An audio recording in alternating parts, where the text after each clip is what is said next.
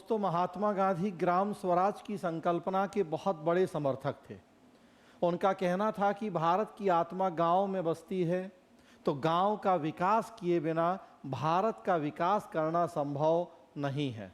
वो नीचे से ऊपर की तरफ शासन व्यवस्था को ले जाने का पक्ष लेते थे।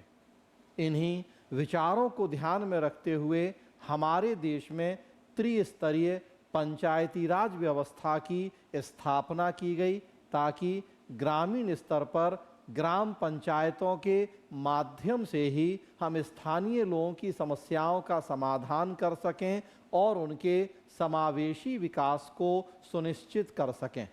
लेकिन पंचायती राज संस्थाओं को प्रभावी बनाना अभी भी हमारे देश के कई राज्यों में चुनौती बना हुआ है। उन्हें कई तरह की समस्याओं का सामना करना पड़ रहा है।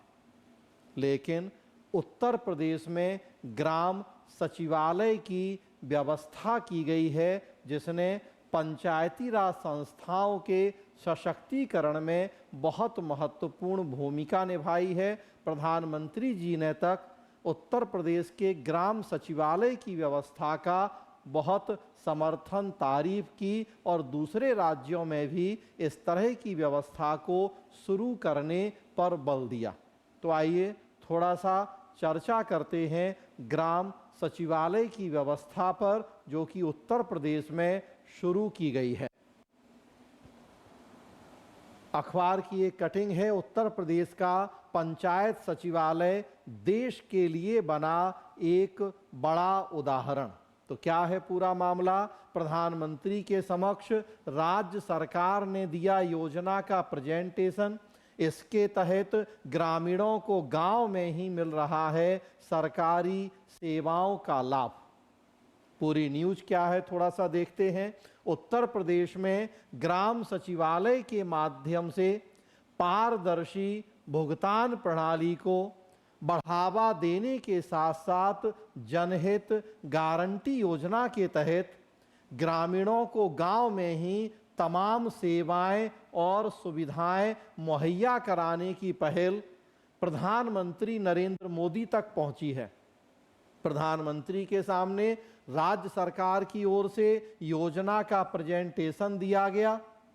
भाजपा की मुख्यमंत्री परिषद की बैठक में मोदी ने इसे पूरे देश के लिए एक बड़ा उदाहरण बताया। पंचायत सचिवालयों से प्रदेश के गांव के हालात बदले हैं और विकास को रफ्तार मिली है। तो पंचायत सचिवालय एक अनूठी और अभिनव पहल है उत्तर प्रदेश सरकार की।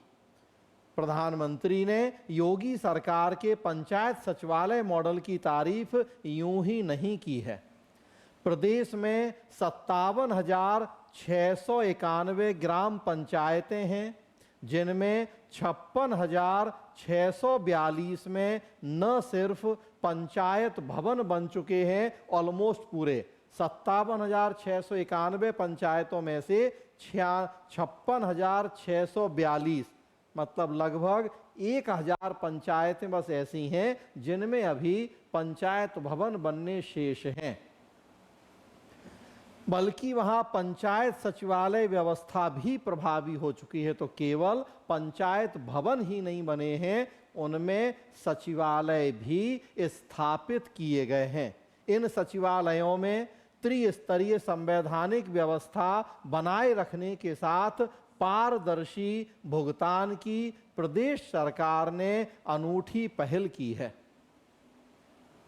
भारत सरकार के ई ग्राम स्वराज पोर्टल से ऑनलाइन भुगतान की प्रक्रिया को और बेहतर बनाने के लिए ग्राम सचिवालय में स्थापित कंप्यूटर को पंचायत गेटवे पोर्टल से लिंक कर दिया गया है। तो ई ग्राम स्वराज पोर्टल है केंद्र सरकार का, उससे जोड़ दिया पंचायत गेटवे पोर्टल को, ताकि भुगतान की प्रक्रिया ज़्यादा पारदर्शी हो सके। यह पोर्टल व्यक्ति विशेष का चेहरा पहचान कर ही भुगतान की प्रक्रिया को आगे बढ़ाता है। तो जब तक चेहरा नहीं पहचाना जाएगा भुगतान नहीं होगा। इससे करप्शन को रोकने में मदद मिल रही है। जरूरतमंदों तक, सही व्यक्तियों तक ही पैसा पहुंचाया जा रहा है उनके खातों में। निदेशक पंचायती राज अटल कुमार राय बताते हैं कि पंचायत गेटवे पोर्टल पर जीपीएस जैसी आधुनिक तकनीक को शामिल करते हुए पंचायत सचिवालय से ही भुगतान की व्यवस्था बनाई गई है। इस व्यवस्था के तहत प्रधान व पंचायत सचिव के संयुक्त इलेक्ट्रॉनिक हस्ताक्षर से भुगतान प्रक्रिया को आगे बढ़ाया जाता है। तो देने वाले भी एक देखिए प्रधान होंगे और पंचायत सचिव होंगे, ज्वाइंट सिग्नेचर होंगे, और जिसे पैसा मिल रहा है उसका भी जब तक चेहरे की पहचान नहीं होगी तब तक भुगतान नहीं किया जाएगा। तो डबल लेयर की सिक्योरिटी की व्यवस्था, और ये सारा काम ऑनलाइन होना है।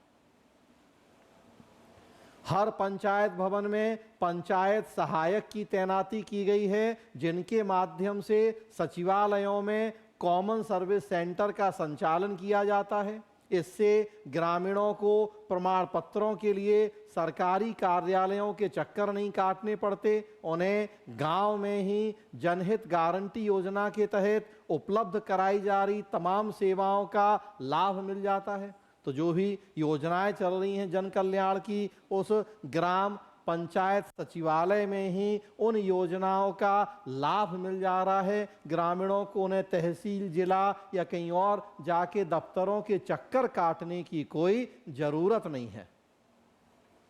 पंचायत सहायकों को 5 रुपए प्रति सेवा प्रोत्साहन राशि दी जाती है। उन्होंने स्पष्ट किया कि पंचायत सहायक को ग्राम सचिवालय में मौजूद रहकर ही सारे काम करने होते हैं। गेटवे पोर्टल इसकी गारंटी सुनिश्चित करता है, क्योंकि पंचायत सचिवालयों में स्थापित कंप्यूटर चेहरा स्कैन करने के बाद ही भुगतान की प्रक्रिया को आगे बढ़ाता है।